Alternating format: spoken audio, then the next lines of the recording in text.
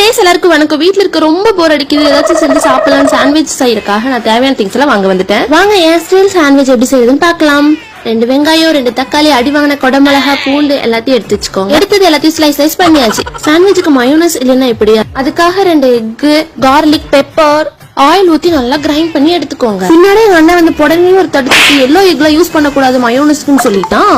அதனால நீங்க யூஸ் பண்ணாதீங்க. அதுக்கப்புறம் சுகரும் சால்ட் லைட்டா போட்டு மறுபடியும் கிரைண்ட் பண்ணி எடுத்துக்கோங்க. அதுக்கப்புறம் ஸ்டஃபிங்காக வெட்டி வச்சதையும் அரைச்சு வச்சதையும் போட்டு நல்லா கலக்கி மிக்ஸ் பண்ணி எடுத்து வச்சுக்கோங்க. வீட்டுல சும்மா இல்லாம அம்மா செஞ்ச உப்புமாவை சாப்பிட்டு அமைதியா படுக்காம நாட்டுக்கு இந்த பிரெட்டை எடுத்து நம்ம ரெடி பண்ண அந்த மயோனஸையும் தடவி ஸ்டஃபிங்கும் போட்டு சீஸையும் நல்லா மலைச்சாரல் மாதிரி தூவி சாஸ் சும்மா இருக்கேன்னு அதையும் மேல போட்டு அதுக்கு மேல இன்னொரு பிரெட்டையும் எடுத்து க்ளோஸ் பண்ணியாச்சு. அதை எடுத்துட்டு போய் பேன்ல வச்சு நல்லா நெய்யை ஊத்தி 2 பக்கம் சுட்டி எடுத்தா இந்த சிரிச்ச மூஞ்சி சாண்ட்விச் ரெடி ஆயிடுச்சு.